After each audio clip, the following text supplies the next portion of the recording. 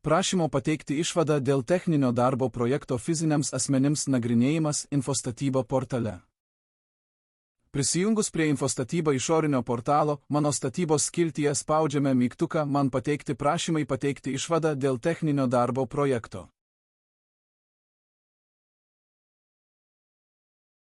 Atsidariusioje paieškoje matysite jums paskirtus prašymus.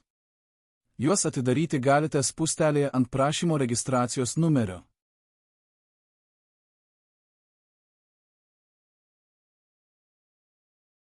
Atsidarius prašymui galite peržiūrėti jo duomenis.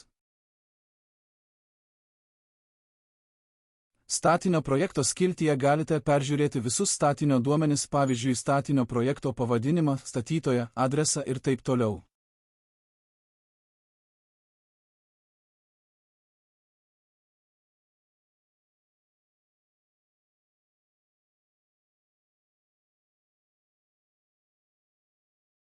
Pridedamų dokumentų skiltyje galite susipažinti su techniniu darbo projektu.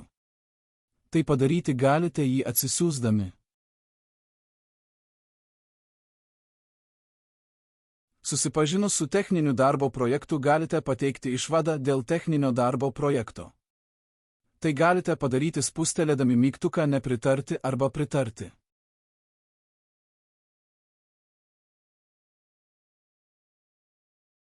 Pateikus išvadą matysite pasikeitusią prašymo būseną. Ačiū, kad žiūrėjote.